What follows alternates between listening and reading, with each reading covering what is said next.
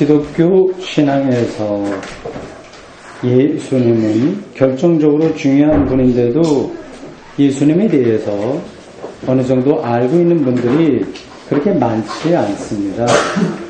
어렴풋이 알고 있거나 오해하는 경우도 적지 않습니다. 그분에 대한 간단한 정보는 누구나 알고 있죠. 고향이 나사렛이고 출생지는 베들레헴이고요. 아버지는 목수인 요셉이고 어머니는 마리아라고 합니다. 결혼은 하지 않은 것으로 알려져 있고요. 예수님이요. 30살에 출가하기 전까지는 목수로 사셨던 것으로 추정됩니다. 출가 후에 2-3년 동안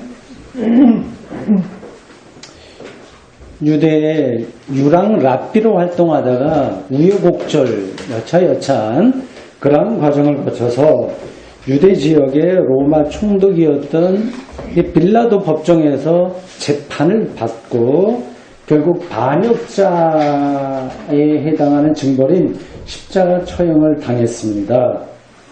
이게 바로 일반 역사가들이 이야기하는 예수님의 일생입니다. 이것은 그야말로 한 인물에 대한 정보에 불과합니다. 이런 정보로 예수님을 안다고 할 수는 없습니다. 중요한 건 예수님이 무엇을 생각했는지, 무엇을 믿었는지, 무엇을 선포했는지, 또 무엇에 자기의 운명을 걸었는지 그걸 아는 게 중요합니다. 그래야 예수님을 아는 거죠. 여기서 말하는 그 무엇이 뭘까요? 그 대답은 하나님 나라입니다. 복음서에 나오는 예수님의 비유는 모두 다 하나님 나라에 대한 비유예요. 알고 계시죠?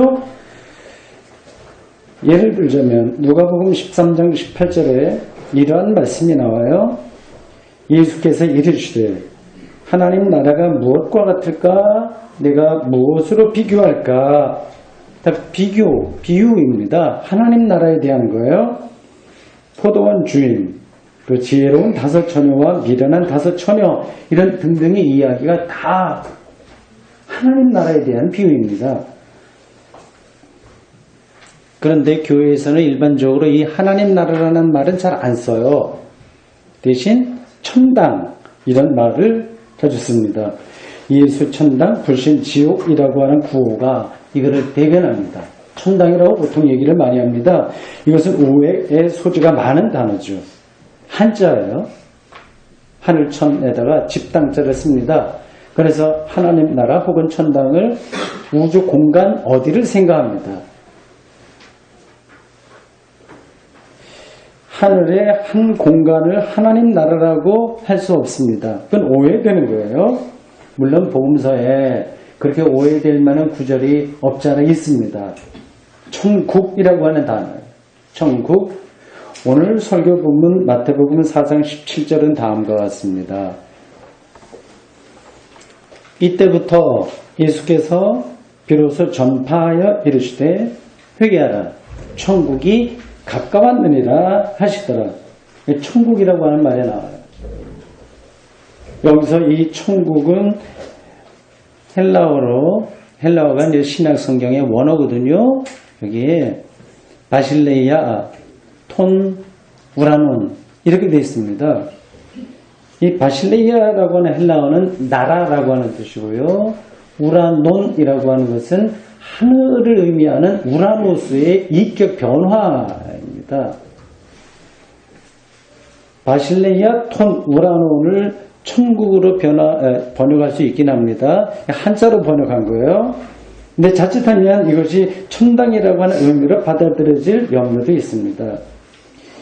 이 오늘 본문 제가 읽은 구절하고 똑같은 병행구인 아시죠? 병행구 마가복음 1장 15절은 다음과 같습니다. 이르시되 때가 찼고 하나님의 나라가 가까웠으니 회개하고 복음을 믿으라 하시더라. 여기서 나오는 하나님의 나라는 헬라어 바실레이아 투 데우입니다. 마가복음은 그러니까 한자로 번역하지 않고 우리말로 한 거예요. 그러니까 마태복음에 사용한 우라노스가 아니라 배우라고 사용했는데 이걸 우리말로 번역했습니다. 그러니까 이거를 마태복음처럼 한자로 표기하면 신국이라고 해야 되죠. 그러니까 마태복음의 바실레이아 톤 우라논을 마가복음처럼 우리말로 표기한다면 하늘나라 이렇게 번역해야 됩니다. 그러니까 마태복음의 천국과 마가복음의 하나님 나라는 똑같은 의미인데 사실은 전달되는 뉘앙스가 좀 차이가 있죠. 우리말 성경이 번역이니까 어쩔 수 없긴 한데 하나는 한자로 하고 하나는 우리말로 하니까 일관성이 떨어집니다. 어쨌든 헬라어로만 본다면 천국과 하나님 나라는 똑같은 의미예요. 그래서 오늘 저는 이 본문에는 천국이라고 되어 있지만 하나님 나라 이런 말로 여러분들에게 설교하겠습니다. 우리의 본문인 마태복음 4장 17절로 다시 돌아가겠습니다. 이때부터라고 했어요. 이때부터 예수님이 하나님 나라를 선포하셨다고 합니다. 이때는 12절과 13절이 전하고 있듯이 요한이 체포당했다고 하는 소식을 접한 예수님께서 이제 요단 지역을 떠나 예루살렘 근처예요. 그것이 떠나서 갈릴리 호수 마을인 가버나움에서 살기 시작하셨을 때를 가리킵니다. 그 예수님은 출가하고 세례 요한에게 세례를 받은 뒤에 즉시로 활동하지 않으셨어요. 당시에는 세례 요한이 이미 하나님 나라를 선포하면서 아주 역동적으로 활동하고 있을 때였습니다. 대단했어요. 선풍적인 인기를 끌었습니다. 대중들이 많이 몰렸어요. 그들을 향해서 똑똑한 삶에서 좀 돌아서라. 그리고 자신에게 몰려오는 사람들 향해서 독사의 자식들 이렇게 독소를 날렸습니다. 아마 예수님은 그 당시에 이 세상이 이 세례 요한을 통해서 좀 변화됐으면 좋겠다 그 생각을 하고 기다리셨겠죠. 그런데 그러한 예수님의 기대와 달리 당대 의인이고 선지자였던 세례 요한이 헤롯 정권에 의해서 체포당하고 말았습니다. 그 소식을 들은 거예요. 예수님이요. 예수님께서 자기에게도 어떤 위기가 올 거라고 하는 생각을 하셨을까요? 그래서 예루살렘 그 당시 권력자들이 있었던 그 예루살렘과 거리가 먼 북쪽 지역 변방 갈릴리 지역으로 피하셨습니다. 그리고 가버나움에 가서 사셨어요. 근데 가버나움에 잠깐 머문 게 아니라 이 본문을 잘 보면 우리말 성경에도 사셨다고 되어 있어요. 마틴 루터는 무언테라고 하는 이 동사를 사용했습니다. 잠깐 머문 게 아니라 거기서 산 거예요. 그래서 예수님이 거기 이사하신 거죠. 거기서 거주하면서 이제 사람들에게 하나님 나라를 선포하기 시작했습니다. 여기서 몇 가지 궁금증이 생깁니다. 여러분들의 궁금증을 대신해서 제가 설명하겠어요. 당연할 거예요. 이런 궁금증이 생길 겁니다. 예수님이 소명을 받았으면 즉시 하나님 나라를 선포하면서 나설 것이지 왜 세례 요한이 체포될 때까지 기다리신 걸까요? 이유가 뭘까요? 만약 세례 요한이 체포당하지 않았다면 예수님께서는 나설지 않으셨을까요? 세례 요한이 예수님과 똑같이 하나님 나라를 선포했다면 그건 분명한 사실입니다. 그렇다면 세례 요한이 예수님의 선구자였다고 말할 수 있을까요? 예수님이 세례 요한의 제자였다고 말할 수 있을까요? 또는 예수님은 세례 요한의 활동이 그가 체포당한 걸 보고 실패한 것으로 생각을 해서 이제는 세례 요한의 방식으로는 안 되겠구나 새로운 방식과 차원에서 하나님의 일을 시작하신 걸까요? 세례 요한이 선포한 하나님의 나라와 예수님이 선포한 하나님 나라는 실제로 똑같은 것일까요? 아니면 다른 것일까요? 생각해 보셨나요? 이 모든 궁금증을 이 자리에서 다 풀기는 어려울 것 같습니다. 석사학위 논문으로도 다 되지 않을 겁니다. 대신 저는 오늘 본문이 이야기하고 있듯이 하나님 나라가 가까이 왔다는 이 문장, 이 명제, 이 선포 말씀을 그 말씀에 가까이 가는 것으로 만족할 수밖에 없습니다. 이를 통해서 위 질문에 대한 간접적인 대답을 얻을 수 있을 겁니다.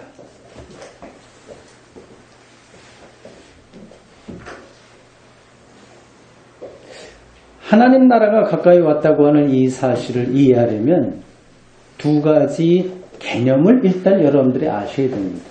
이 개념이에요. 저 사람 개념이 있다 없다 그런 얘기하지 않습니까? 생각 없이 사는 사람이 있고 개념이 있는 거 있잖아요. 이런 문장들에게는 다 개념이 있습니다. 겉으로 드러나지 않은 속의 세계가 있다고 하는 거예요. 두 가지입니다.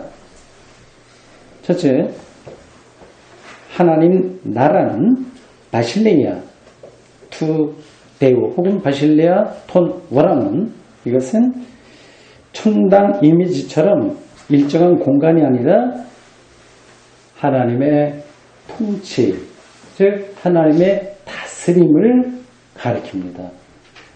하나님의 다스림이 있는 곳이라고 한다면 그곳이 바로 하나님 나라입니다. 그러니까 하나님 나라를 알려면 하나님의 다스림이 무엇인지를 알아야 됩니다. 예수님께서는 그것을 비유로 많이 설명하셨어요. 한 가지만 말씀드리면 이렇습니다. 포도원 주인의 비유에 따르면 1시간 노동한 사람이나 10시간 노동한 사람이나 똑같이 하루 먹고 살아야 될 일당인 한 데나리온을 받는 것, 이것이 바로 하나님의 다스림이었습니다. 오늘 본문 마지막 구절인 23절에 말하듯이 치유, 축기 등도 하나님의 다스림입니다. 왜냐하면 그것이 인간 해방을 가리키기 때문에 그렇습니다. 여기서 중요한 것은 하나님의 다스림은 하나님만이 행할 수 있는 어떤 것을 가리킵니다. 당시 헤롯 정권이나 로마 제국이나 유대교가 이루어낼 수 있는 것이 아니죠. 예컨대 창조 사건을 보십시오. 그것은 하나님만 할 수 있는 일입니다. 그러니까 하나님의 통치이고 다스림이죠. 이런 엄청난 사건만이 아니라 우리 일상에도 하나님만 할 수 있는 일들이 가득합니다. 느끼시는지요? 그걸 아는 것만큼 기독교 영성의 세계 안으로 들어갈 수 있습니다. 절망할 수밖에 없는 상황에서도 희망을 잃지 않을 수 있는 힘이 곧 하나님의 다스림입니다. 그 무엇으로도 채워지지 않는 우리 영혼의 시면이 기쁨과 평화로 가득 채워지는 일 역시 하나님의 통치입니다. 마태복음 기자는 팔복 가운데서 가난한 사람, 우는 사람들에게 복이 있다고 말했죠. 이제 그게 가능한 이유는 하나님이 거기에 함께 하기 때문입니다. 궁극적으로 예수님의 십자가를 보십시오. 오늘 제2 독서에 나온 이야기입니다. 저주받은 자리에서도 구원의 빛이 나옵니다. 그것을 아는 사람은 이제 더 이상 세상의 정치와 권력이 제공하는 편리한 삶의 조건에 농락당하지 않습니다.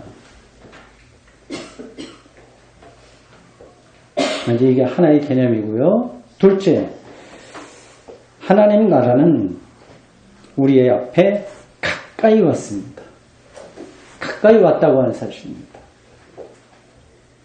이것은 하나님의 다스림이 이미 온 것이기도 하고 여전히 기다려야 될 것이라고 하는 뜻입니다.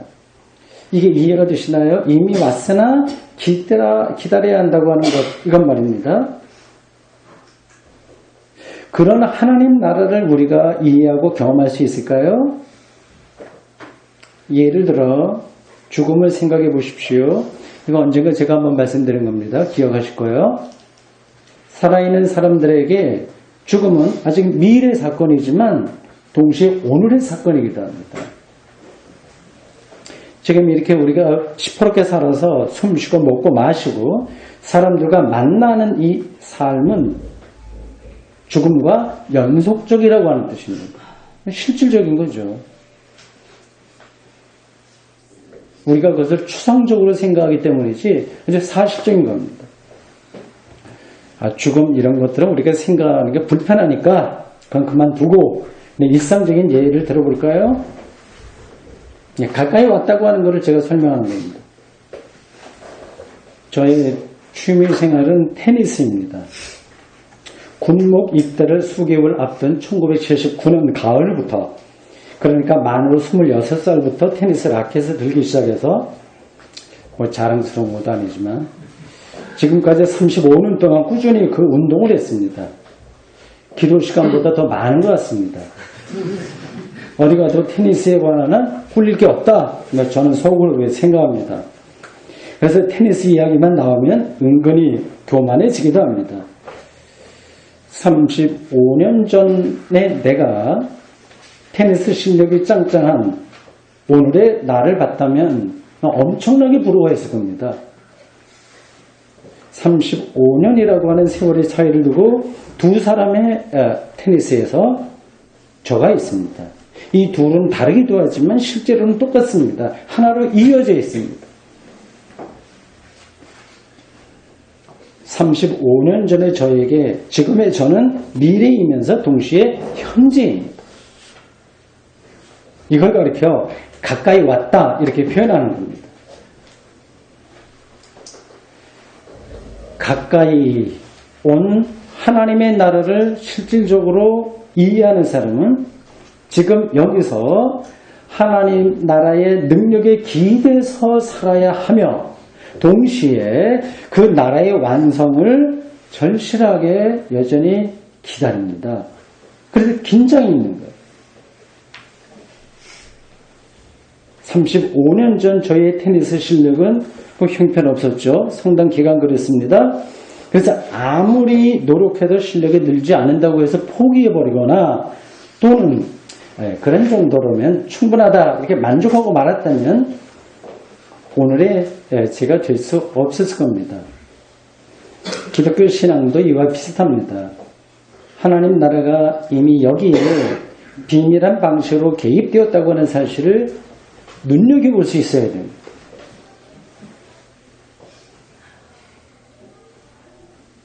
그 나라가 완성될 날을 인내심을 갖고 기다릴 줄 알아야 됩니다. 이런 긴장 가운데서 우리가 구도정진 수행의 길을 꾸준히 간다면 영적으로 높은 수준에 이르게 될 겁니다. 다른 길은 없습니다. 이런 설명으로 하나님 나라가 가까이 왔다는 예수님의 말씀을 손에 넣듯이 단번에 이해하기는 쉽지 않을 겁니다. 이것을 깨닫고 받아들이는 것은 어떻게 보면 인격이나 지성, 학력 이런 것하고도 상관없습니다. 합리적인 사고방식으로가 아니라 그건 우리가 살아가는 데 필요한 우리의 능력이고요. 영적인 인식을 필요로 하기 때문입니다.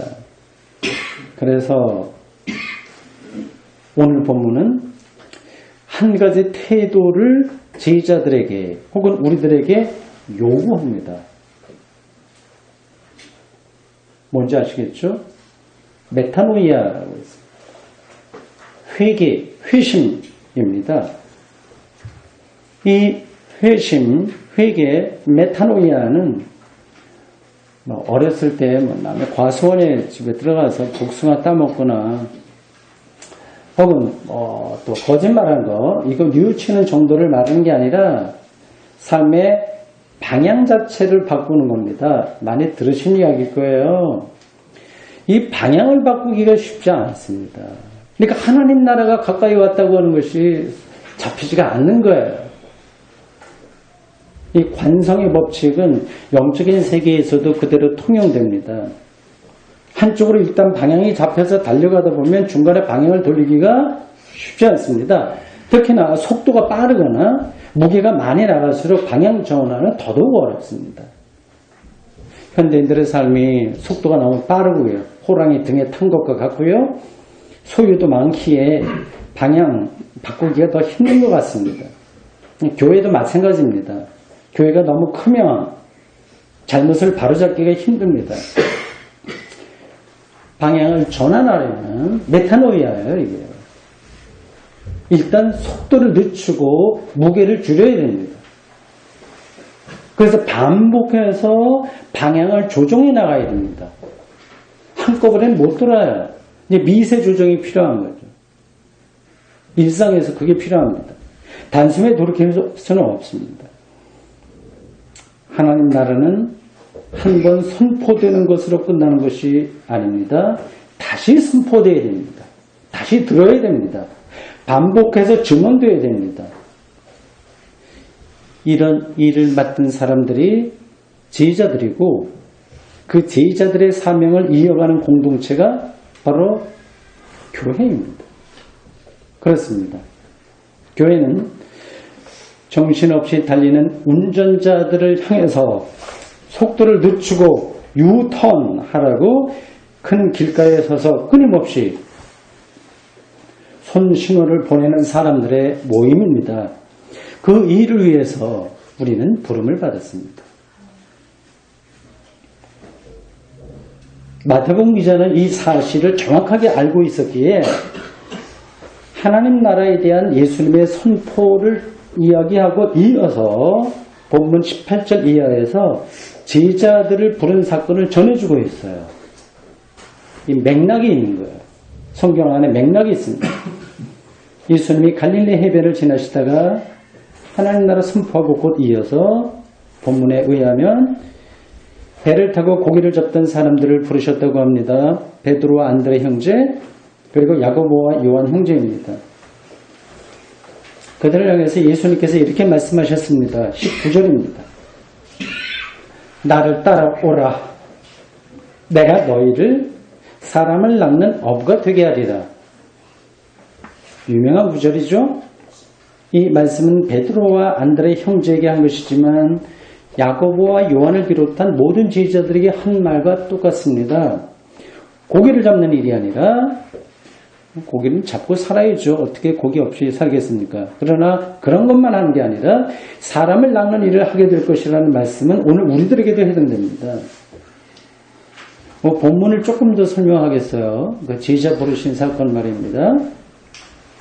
예수님의 부르심을 받은 제자들이 당장 그물을 놓고 버려두고 배도 버려두고 가족들도 버려두고 금방 예수님을 따라 나선 것처럼 본문이 설명하죠. 실제로는 그렇지 않습니다.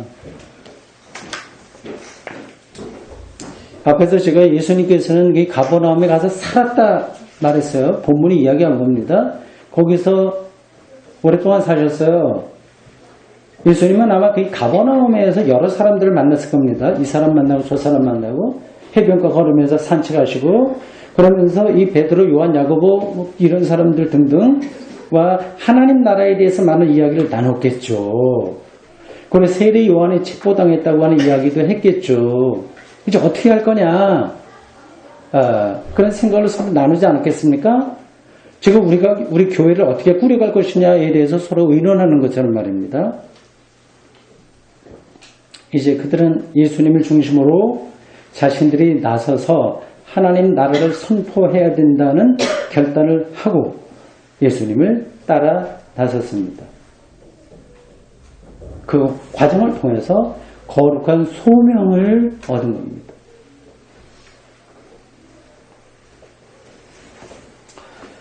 지금까지의 설명은 좀 신학적인 것이어서 우리의 삶과 직접 연관되지 않는다고 느끼는 분들이 있을 겁니다. 이게 이제 설교자가 넘어야 될 한계인데요. 삶의 현장이 너무 치열하잖아요. 치열하다 못해 아주 살벌하지 않습니까? 그런데 살다 보면 하나님의 나라 이게 잘 잡히지가 않습니다. 경제적인 빈곤에 빠진 이들, 난치병으로 고생하는 사람들, 실업자, 파업하는 노조들, 부도 직전에 있는 기업가들은 다른 데 신경 쓸 여유가 사실은 없습니다. 거꾸로 여유가 있는 사람들도 사실은 마찬가지예요. 사랑에 빠진 사람들, 결혼을 앞둔 사람들, 좋은 대학교에 합격한 사람들, 연봉이 높은 직장에 들어간 사람들, 사업이 번창하는 이들은 그들 나름대로 삶에 쫓겨서 하나님 나라를 생각할 틈이 없습니다. 이런 일들을 감당하고 처리한 것만으로도 사실은 우리의 삶이 무겁습니다. 정신 없습니다. 이게 우리의 실존입니다. 당연히 그러한 일상은 소중합니다. 기독교인이라고 하더라도 그런 일상을 소홀하게 대할 수 없습니다. 기독교인일수록 더 성실하게 대해야 됩니다. 문제는 거기에만 휘둘려서 일상을 감싸고 있는 또는 일상에 이미 가까이 온 하나님 나라에 눈을 돌리지 못한다는 사실입니다. 하나님의 선물인 일상이 이런 점에서 우리의 영혼을 질식시킬 수 있다고 하는 게 우리 인생의 역설입니다. 어떻게 해야 될까요? 저희의 설교는 여기서 더 진도를 나갈 수 없습니다. 더 나아가는 것은 성령의 고유한 일에 대한 월권입니다. 테니스 공을 라켓으로 칠 때 힘을 빼라고 말할 수 있지. 그래서 틈틈이 힘이 들어간 것을 레슨하듯이 짚어줄 수만 있지 억지로 힘을 빼게 해줄 수는 없는 것과 같습니다. 나머지 문제들은 여러분 스스로가 해결해야 됩니다. 대신 제가 여러분들의 죽음을 감당할 수 없는 것과 마찬가지입니다. 그냥 고기 잡는 일에만 머물고 싶다면 그렇게 하십시오. 그 일을 성실하게 잘 감당만 하더라도 하나님께서 기특하게 여기실 겁니다. 그러나 나를 따라오라는 예수님의 부르심을 영혼의 깊이에서 새롭게 듣는 사람은 하나님 나라가 가까이 왔다는 사실에 눈이 확 뜨일 겁니다. 눈을 뜬 사람은 자기가 보는 것을 따라 나서지 않을 수 없습니다. 그게 제자의 길, 즉 제자도입니다. 그 길을 우리 함께 갑시다. 아멘. 주님, 저희들 2000년 전 마태복음 기자가 전해주고 있는 하나님 나라 선포와 제자를 부르신 사건들을 들었습니다. 일상에 파묻혀서 소중한 것이긴 하되 가까이 온 하나님만이 행할 수 있는 놀라운 생명의 깊이들을 놓치고 사는 저희들은 아닙니까? 저희들을 다시 불러주십시오. 나를 따르라. 주님의 제자로 살기를 원합니다. 붙들어 주십시오. 예수님 이름으로 기도합니다. 아멘.